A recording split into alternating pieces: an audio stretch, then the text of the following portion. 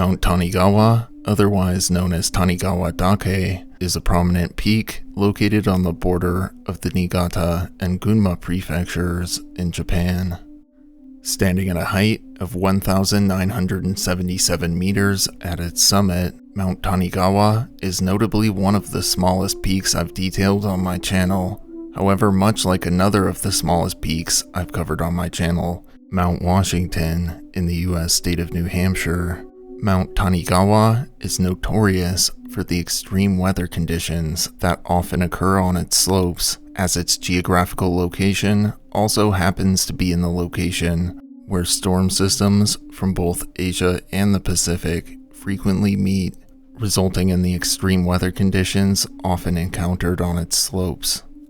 Furthermore, much like Mount Washington, reaching the summit of Mount Tanigawa is not particularly dangerous nor difficult to accomplish, as there are several hiking trails which lead to the summit extending from all sides of the mountain, and the southern side of the peak features a cable car that leads to the summit, which only further simplifies the process of reaching it, and as a result of this ease of access, the summit of Mount Tanigawa has become a popular location for families to visit together during holidays. Therefore, it might come as a bit of a surprise then to learn that Mount Tanigawa actually holds a fearsome reputation within the local rock climbing and mountaineering communities, which has earned the peak the infamous and equally ominous nicknames of the Man-Eating Mountain, the Mountain of Death, Gravestone Mountain, Devil's Mountain,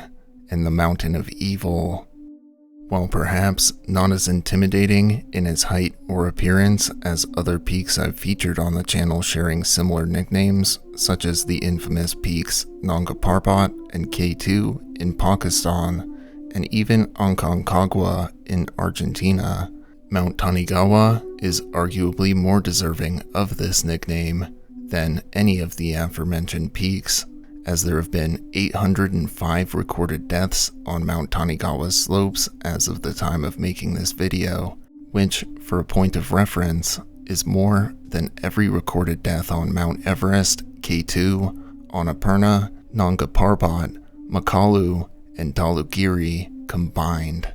Thus, strictly based on the raw number of deaths suffered on its slopes, Mount Tanigawa is in fact the deadliest peak in the world, although, as I've touched on in a number of my previous videos, the raw number of deaths suffered on a peak is typically more indicative of its popularity rather than its difficulty. While it could certainly be argued that this is the case with the outstandingly high number of deaths suffered on Mount Tanigawa's slopes, closer inspection of these deaths and their manner of occurrence paints a whole different picture entirely, as only a handful of these deaths would occur on one of Mount Tanigawa's hiking trails, which host the majority of visitors during their visits to the mountain. In stark contrast, however, a majority of the fatalities suffered on Mount Tanigawa would come as the result of failed mountaineering and rock climbing endeavors along the peak's steep and treacherous eastern ridges, with the peak's steeply slanted northeastern face, known locally as Ichino-Kurosawa, serving as a coveted challenge to overcome amongst ambitious Japanese climbers, as well as a hotbed for fatalities, as many such climbers would find themselves outmatched by the unrelenting difficulty and danger they'd encounter while on the mountainside. And it was at Ichino-Kurosawa, during the height of one of the greatest explosions of mountaineering's popularity and general widespread recognition, that one of Mount Tanigawa's most noteworthy and infamous, not to mention rather unusual, deadly incidents would occur in the year 1960. On September 19, 1960, a caller would contact the Gunma Prefectural Police Tanigawa Dake security team to report that they had heard shouting calling for help in the Tsuitewa area of Ichino-Kurosawa. The police team would rush to the area and would discover a rope hanging from about 200 meters beneath the top of the main face of Tsuitewa, with two apparently deceased climbers hanging from it, whose full names, are seemingly not publicly available information, but are referred to in reports as a 23-year-old man named Mr. N, who is hanging mid-air at the end of the rope, and a 20-year-old man named Mr. H, who is hanging from the rope about 50 meters above Mr. N. Both men were members of the Kagyu Mountaineering Club and had set off to Tsuitewa to attempt an ascent of the previously only once climbed main face the previous day on September 18th. However, upon discovering that the men were almost certainly dead, the police task force were less sure of how they would go about removing the duo's remains from the mountainside, as the main face of Tsuitewa is difficult to reach, and, as I mentioned earlier, had only been previously successfully ascended once. As a result, even the most confident climbers amongst the police task force were unsure in their abilities to reach the stricken climbers safely, and so they would opt to retreat from Mount Tanigawa for the remainder of the day, to formulate a strategy to remove the deceased duo swinging from the mountainside. That evening, the police would meet with the duo's mountaineering club, the Kagyu Mountaineering Club, to seek their collaboration in formulating this strategy to remove the two climbers from the mountainside, and the following day on September 20th, 11 members of the Kagyu Mountaineering Club would join police to inspect the site. However, due to heavy rainfall and a thick fog blanketing the area, the club's climbers would declare that the conditions on the face were too dangerous to attempt to reach the men, and so they would retreat from Mount Tanigawa for the remainder of the day to further refine their strategies for removing the men from the mountain.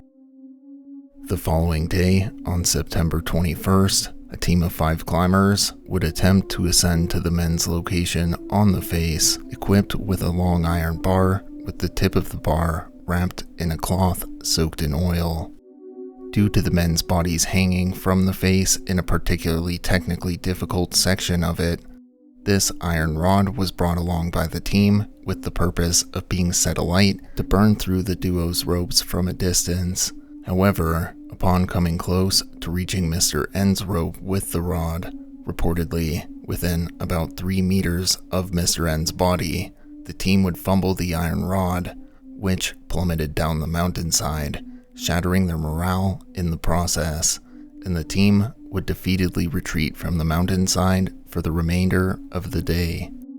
Notably, the team would report that during their attempt, they had made it close enough to Mr. N's body that they were able to ascertain that his body had begun to decompose, which further added to the sense of urgency surrounding the removal of the bodies from the mountainside.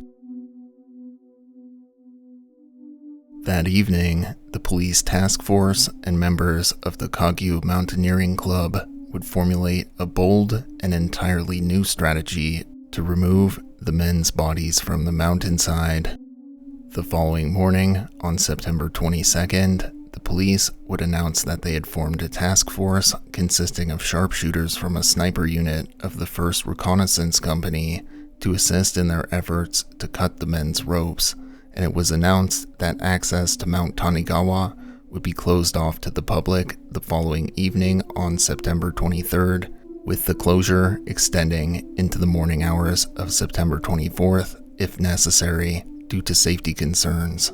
The following day, on September 23rd, at around 5:30 p.m., the Special Task Force, consisting of 12 sharpshooters, was deployed to the square in front of the nearby Toge station, armed with 5 long rifles, 5 carbine rifles, and 2 light machine guns, as well as over 2,000 rounds of ammunition, as they would be attempting to cut the men's ropes with a hail of bullets.